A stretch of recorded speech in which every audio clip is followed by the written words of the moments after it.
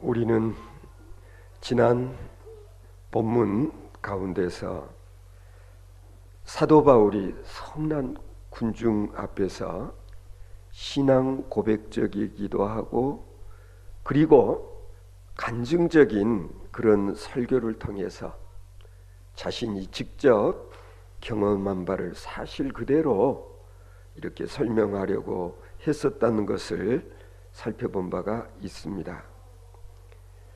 그런데 바울 사도의 이와 같은 말씀을 들은 유대인들이 그 자리에서 바울 사도에게 위해를 가하려 한 그런 심리적인 동기가 도대체 무엇이었을까 하는 걸 오늘 본문 가운데서 우리가 좀 헤아려 볼 필요가 있습니다. 바울 사도의 말을 듣고 있었던 그들은 오늘 본문 22절에 보면 이러한 자는 세상에서 없애버리자 살려둘 자가 아니라 소리를 질렀다고 했습니다. 무엇이 이토록 그들을 격분케 한 것이었을까? 이제 사도 바울은 아마 이런 설교를 계속하고 싶어 하지 않았을까? 과거에는 나도 당신들과 똑같은 입장에 서 있었던 사람이요. 그러나 내가 다메섹 도상에서 부활하신 예수 그리스도를 만난 다음 나는 새 사람이 되었습니다. 그 부활하신 주님께서 나를 사도 되게 하시고 나를 여러분들에게 보내셨습니다. 당신들도 그 예수를 믿으십시오. 나와 같이 이렇게 되십시오. 구원을 얻게 될 것입니다. 아마 이런 내용의 지금 설교를 계속해야 될 순간에 거기에 있었던 사람들, 유대인들이 바울의 설교를 중단시켰습니다. 그것이 오늘 본문에 나타나 있습니다. 생각해 보면 참 유감스럽다 아니할 수 없습니다. 완악한 사람들의 마음이니까 어쩌면 지금까지의 말씀을 하나마나 한 것인지도 모르죠. 그러나 바울이 말씀한 의도는 옛날 얘기자를 하자는 것도 아니었고 그리고 남의 이야기를 하자는 것도 아니었습니다.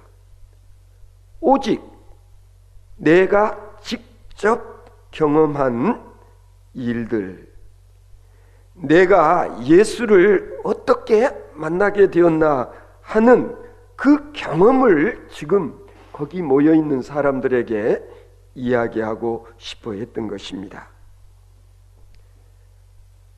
이렇게 하고자 하는 것은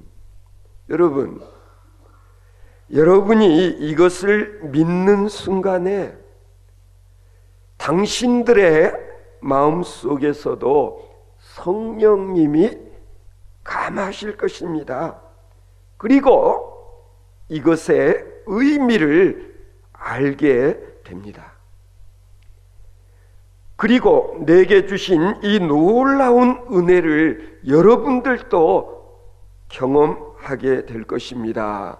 라는 이런 말씀을 하고자 했던 것입니다. 바로 그 말씀을 오늘 본문 마지막 결론 부분에서 했어야 할 것입니다. 그런데 오늘 본문에서 보는 대로 이런 내용의 말을 다 전할 수가 없었습니다. 22절에 오늘 처음 말씀해 보면 이 말하는 것까지 저희가 듣다가, 그러니까 바울 사도가 여기까지 말하는 것을 듣다가 거기에 모여들었던 사람들이 유대인들입니다. 바울이 더 이상 설교를 하지 못하도록 중단시켰다. 고함을 치고 소리를 지르면서 22절에 기록된 대로 이런 자는 세상에서 없애버리자, 살려둘 자가 아니다. 이런 말을 하면서 바울 사도에게 달려들지 않았습니까? 그리고 23절에 보면 떠들며 옷을 벗어 던지고 티끌을 공중에 날리니 그랬습니다. 여러분, 이 장면 상상이 되십니까? 악에 바쳐서 과거에 스데반 집사를 그렇게 하였듯이 지금 바울 사도를 돌로 쳐 죽이려고 하는 것입니다. 이런 위급한 상황에서 천만다행이었던 것은 뭐냐면 로마 군인들이 위기에 처한 바울을 보호하고 있었습니다. 그들이 바울을 호위하고 그리고 영문 안으로 데리고 들어갑니다. 그렇게 해서 가까스로 위기를 넘겼던 사건을 오늘 본문에 소개하고 있습니다. 사도 바울은 복음을 전하고자 했습니다. 그것을 얼마나 많은 사람이 들었는지, 또 어떤 부류의 사람들이 그 자리에서 바울 사도의 간증적 설교를 들었는지는 기록되어 있지를 않습니다. 추측컨대 분명히 그 자리에는 바울 사도의 설교를 듣고 감동을 받은 사람, 그리고 나름대로 은혜를 체험한 사람도 있었을 것입니다. 바울의 설교를 들으면서 마음을 열고 그리고 예수를 구주로 영접한 자들이 그 자리에 분명히 있었을 것입니다. 그런데 이런 사람들은 숨겨지고, 항상 보면 그렇습니다. 침묵을 하고, 그리고 극악무도한 사람들, 살아온 사람들, 성난 사람들만이 사도 바울을 죽이겠다고 난리 법석을 떠는 그런 상황이 지금 오늘 본문에 기록된 내용인 것입니다. 한쪽에서는 예수를 구주로 영접하고 그리고 말씀으로 은혜를 받았는데, 또 한편에 있는 사람들은 그런 설교를 한 바울 사도를 죽이겠다고 그냥 난리를 피는 사람들이 있었다는 것 아닙니까? 우리는 여기에서 복음에는 심판적 요소가 있다라는 사실을 알아야 됩니다. 때로는 어떤 진리도 어떤 충고도 그렇습니다. 어떤 귀한 말씀을 들을 때에도 한쪽에서는 수용을 하고 한쪽에서는 반대를 합니다. 받아들이는 사람은 착하게 받아들이고, 반대하는 사람들은 끝까지 반대를 하는 것입니다. 그냥 반대 정도가 아니라 오늘 본문 말씀도 보면은요, 바울의 설교를 들은 사람들이 더 완악해졌다라는 것을 알 수가 있습니다. 복음에는 심판적 요소가 있다는 말이 무슨 뜻이냐 하면, 똑같은 복음을 전에 듣고도, 아니 같은 설교를 듣고도 내게 주신 은혜를 체험하는, 아니 말씀을 은혜로 받아들이는 그런 사람이 있는가 하면, 말씀을 듣고 분노하고, 그리고 하나님의 말씀을 전하는 바울 사도를 잡아 죽이려고 하는 사람들이 그 자리에 있었다. 사람이요, 한번 악에 지기 시작하면은요, 너 죽고 나 죽자라는 식의 선택을 하게 되는 경우도 종종 있습니다. 냉정하게 생각해 보면 그렇지 않습니까? 그 자리에 있는 바울 사도의 설교를 들었던 사람들이 이전에 무슨 바울 사도하고 원수진 일이 있다고 이 사람들이 이렇게 분노하고, 그리고 바울 사도를 잡아 죽이려고 하느냐 말입니다. 여러분, 왜 예수님을 죽이고 스데반을 죽이고 그리고 야고보를 죽였을까? 이제는 바울 사도를 죽이겠다고 하는 이유가 도대체 무엇일까? 여러분, 무엇일 것 같습니까? 저들과 바울은 실은 같은 하나님을 섬기고 뿐만 아니라 같은 동족이잖아. 같은 유대인이란 말이에요. 뿐만이 아니라 바울 사도도 그들도 율법을 숭상했다는 점에는 마찬가지. 뿐만 아니죠. 같은 아브라함의 후손이요, 같은 하나님의 선택받은 백성이다. 그런데 그런 유대인들이 왜 바울 사도를 죽여야겠다는 것일까? 여기서 오늘의 본문 말씀을 우리가 가만히 살펴보면은요, 귀중한 사실을 하나 배울 수 있습니다. 유대 사람은 이방 사람들을 미워하거나 적개심을 갖고 있지 않다고 그럽니다. 일반적으로. 가령 우리는 그렇지 않잖아요. 우리는 뭐 전라도 사람은 경상도 사람을 또 전라도 사람을, 그리고 국가 간에는 우리는 또 그런 거 있잖아요. 우리 뭐 국가 대표 선수들이 뭐 축구라든지 뭐 배구, 야구 시합 같은 것을 할 때도 다른 나라에 지면은 에이, 오늘 그저 졌는가 보다 그러지만 절대로 져서는 안 되는 나라가 있죠. 하면 막 열받는 나라, 어느 나라지요? 멀고도 가까운 일본 만큼은 우리가 져서는 안 된다. 저 게다짝들에게 우리가 져서는 안 된다. 왜 그럴까요? 우리는 한때 그들로부터 식민 지배를 받았던 쓰라린 아픔이 있기 때문에 그렇다. 그렇게 설명할 수 있어요. 뭐 제가 대학 다닐 때 그 소위 대학끼리도 뭐 축구 시합, 그 다음에 야구 시합, 배구 시합, 뭐 팀들이 있고 그러잖아요.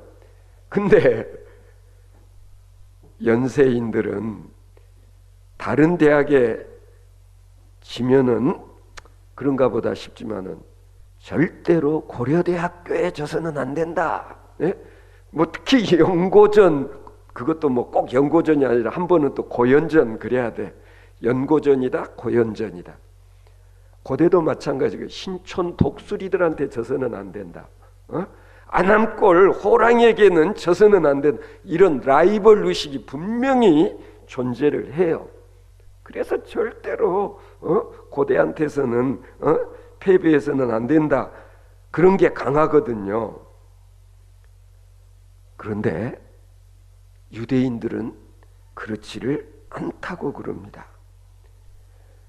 우리가 알고 있듯이 실은 이스라엘 경우 수도 없이 많은 다른 나라의 지배를 받았습니다. 당했습니다.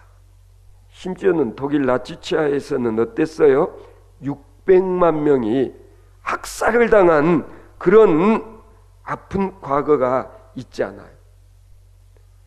그러나 정말 신기한 것은 유대인들이 쓴 문학 작품들이라든지 그들이 만든 가령 영화 같은 것을 보면은 이방 사람들을 증오하고 미워하는 그런 내용이 별로 나타나지를 않는다라고. 오히려 유대인들은 나라 없이 막 이방 지역에 떠돌이 생활을 많이 했기 때문에 그들은 어디 가든지 이방인들과 함께 살고 함께 먹고 함께 마시면서 생을 사는 일에 익숙한 민족이 유대인이다. 그래서 장사도 하고 거래도 이방인들과 수시로 하지 않으면 안 되었다는 거예요. 그런 과정에서도 유대인들에게 무서운 의식이 작용하고 있음을 알아야 된다라는 거예요. 뭐냐면은요, 유대인들에게는 유대인 특유의 고집이 있다. 이 고집은 뭐냐면 우리는 하나님으로부터 택함을 받은 선민이다. 이러한 자부심. 우리는 하나님께서 선택한 특별한 민족이다 라는 자부심과 긍지, 이게 너무나 강하기 때문에 니들 미워하려면 미워해봐. 핍박하려면 해봐. 우리가 누군데? 우리는 하나님의 선택받은 민족이다 라는 그런 수준의 이들의 의식이 자리 잡고 있기 때문에 우리가 얼핏 보면 이해가 안 간다는. 어떻게 보면은 우리들하고는 좀 이런 점에서는 차원이 다르다. 또 어떻게 보면은 유대인들 무서운 사람들, 무서운 민족이다. 사실 우리들에게도 그런 근성이 전혀 없는 것은 아닙니다. 여러분, 우리가 뭐 꼭 시키지 않아도 나보다 못한 사람, 불우이웃 돕자, 우리 한국 사람들 잘하는 편이잖아요. 그렇지 않습니까? 그러나 문제는 내가 도와주었던 가난한 사람이, 어려운 삶을 살았던 사람이 어느 날 나보다 더 잘 살게 된 현실 앞에서는 참지를 못하는 거예요. 그들과 내가 비슷하게 되어진다, 아니 동등한 대우를 받는다 하면은요, 이거 불공평하다, 이건 인정하고 싶지 않은 현실이 되는 거예요. 여러분, 진짜 참사랑이란 무엇일까? 뭐 가난한 사람에게 빵 하나 건네주는 것이 사랑일까? 아니면은 뭐 불우이웃 돕는다고 성금 좀 모아서 건네주는 것이 진짜 사랑인가? 아니라는 얘기. 진짜 사랑이란 누군가가 나보다 더 나아지고 나보다 더 높아지는 것을 내가 기뻐해 줄 수 있을 때 나는 그 대상을 사랑하고 있는 것이다. 여러분, 내 가족이 나를 추월한다든지 나보다 잘 산다든지 아니면 우리 조카 사촌이 우리보다 잘 된다고 했을 때에 실은 배 아파하는 정도가 덜한 이유는 뭐냐? 혈족애가 있기 때문에 그렇다라. 그런데 친척일지라도 혈족에 대한 사랑, 애정이 없으면 똑같아져요. 그래서 우리가 무슨 말을 했어요? 이제 사촌이 무엇을 사면, 밭이나 논을 사면 어떻게 돼요? 배가 아프다. 그러면은 이미 그 사촌은 나의 혈족의 수준이 아니라는 얘기죠. 진짜 참사랑이란 뭐냐? 당신이 나보다 더 낫게 되는 것, 더 잘 되는 것을 기뻐해 줄 수 있는 그런 경지에 이르러야 이게 진짜 사랑이라는 거예요. 남 잘 되는 꼴을 못 봐요. 이건 뭐예요? 내게 사랑하는 마음이었기 때문에. 철저한 라이벌, 경쟁자, 그렇게 의식을 하게 되면 그런 사람들이 나를 추월하고 나보다 잘 살게 되는 것을 용납하려 들지 않는다. 이게 특히 유대인들에게 강하다라는 얘기. 유대인들은 하나님의 선민으로서 율법을 지키려고 애를 씁니다. 십계명을 알고 그리고 613가지 정도의 계율을 지키려고 안간힘을 씁니다. 안식일에는 이렇게 해야 되고, 그리고 이건 먹지 말아야 되고, 이것은 먹을 수 있는 것이고, 이건 해도 되고 이건 해서는 안 되고, 이런 율법 계율을 지키는 것으로 우리가 유대인이요, 우리가 하나님의 선민이라는 그런 긍지를 갖고 사는 사람들, 이게 유대인이라는 거예요. 유대인들은 우리가 율법을 철저히 준수하는 이 일로 우리가 의로운 자가 되고 그리고 구원도 얻게 되어진다라는 그런 믿음이 그들에게 있는 거예요.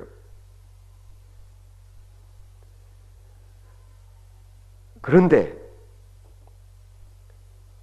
바울 사도가 오늘 이야기하는 것을 가만히 듣고 보니 이방 사람들이 개같이 살고 돼지처럼 살고 짐승처럼 형편없는 삶을 사는 저들이 예수만 믿으면 구원을 얻는다는 바울 사도의 구원관 구원론이 유대인들의 자부심, 자존심을 흔들어 놓는 거예요.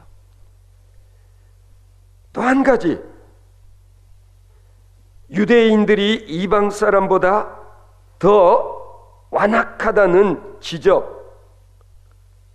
유대인들 기분이 좋겠어요? 나쁘겠어요?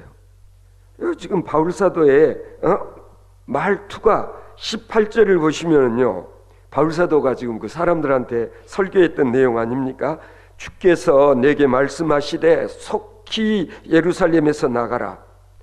그들은 내가 내게 대하여 증언하는 말을 듣지 아니하리라. 주님께서 자신에게 이렇게 명하셨다는 말, 저들이 듣지 아니하리라. 그런 거로 너는 유대인들에게 복음 전하려고 애쓰지 말고, 우리 예성 권사님 그냥 요즘도 만나는 사람마다 그냥 복음을 깨우쳐 주려고 막 애를 쓰지 않아요.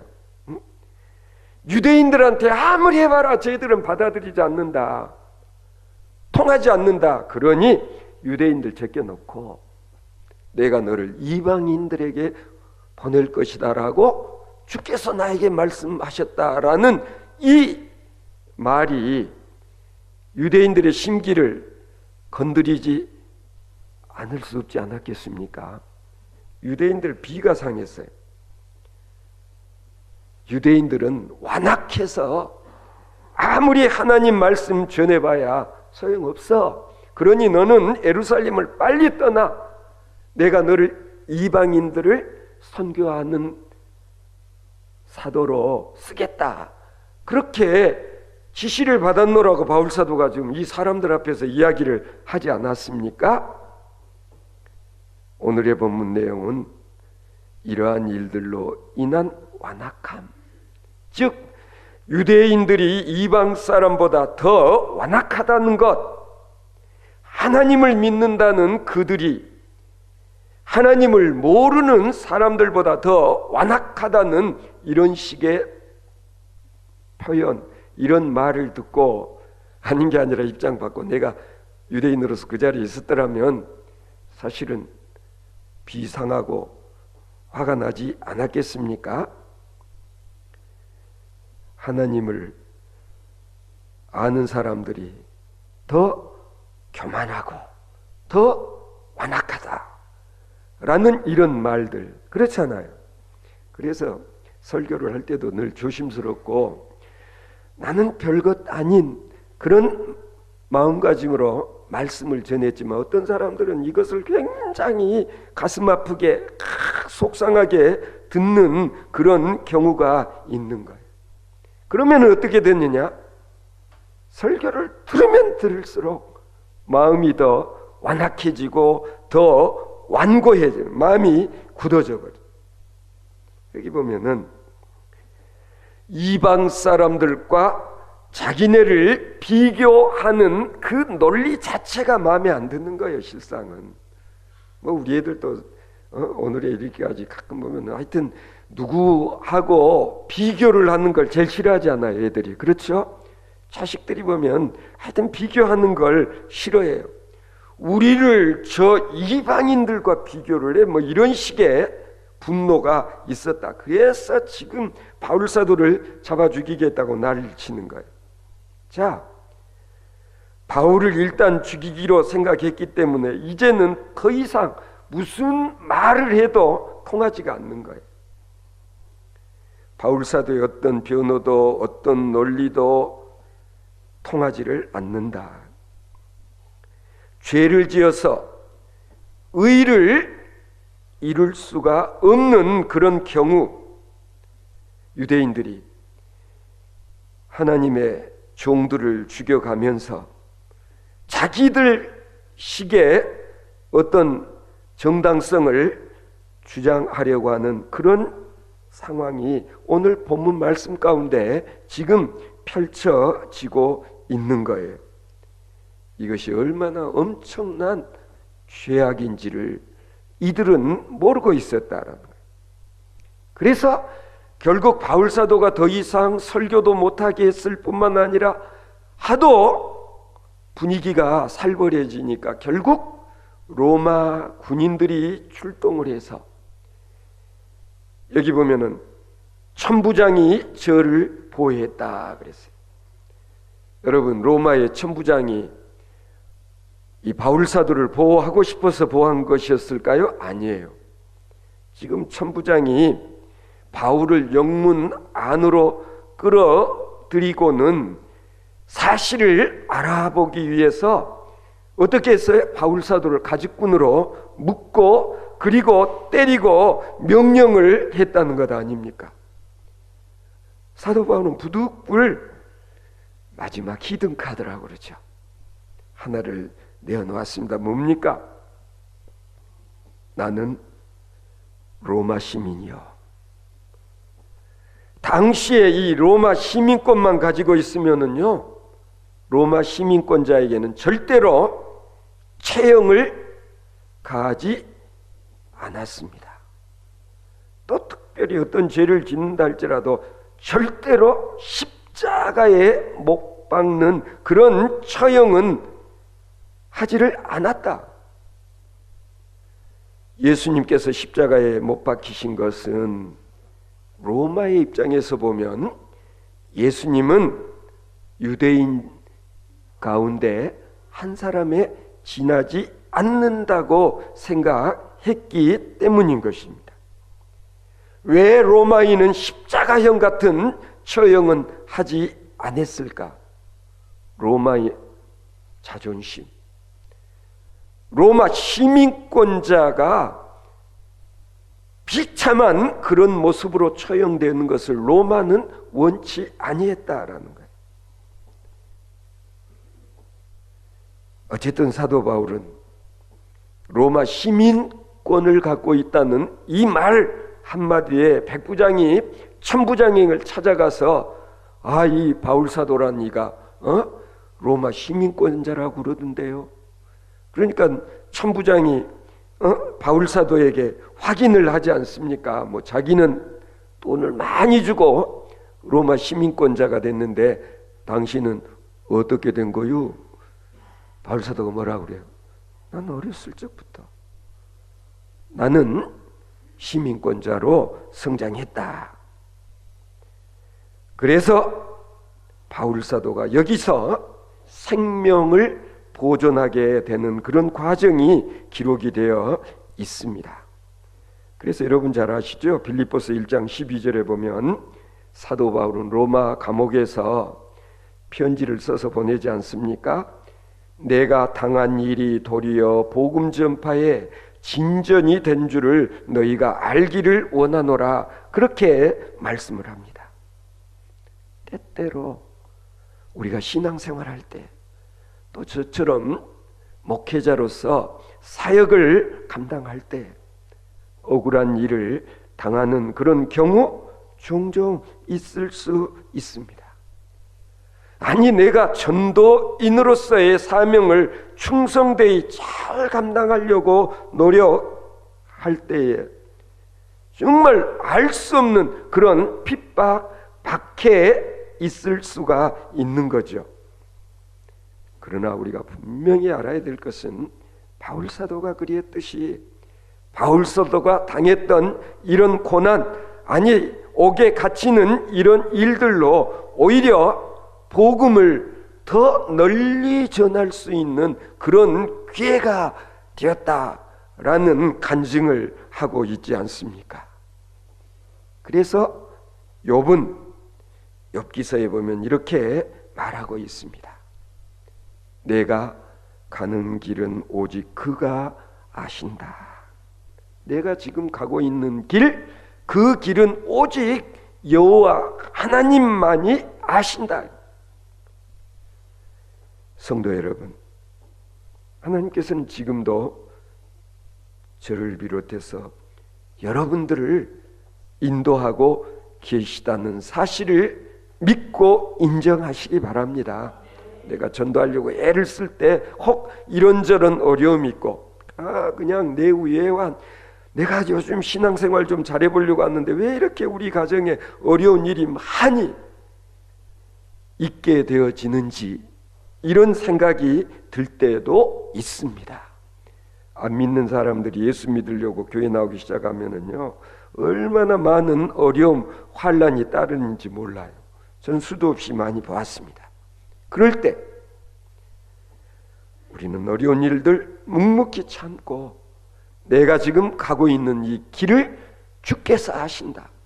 그리고 주께서 책임져 주실 것이라는 그런 확신, 그런 믿음, 바울 사도와 같은 신앙 고백을 하면서 신앙의 외길을 더불어 갈 수 있는 저와 여러분들 되어질 수 있기를 바랍니다.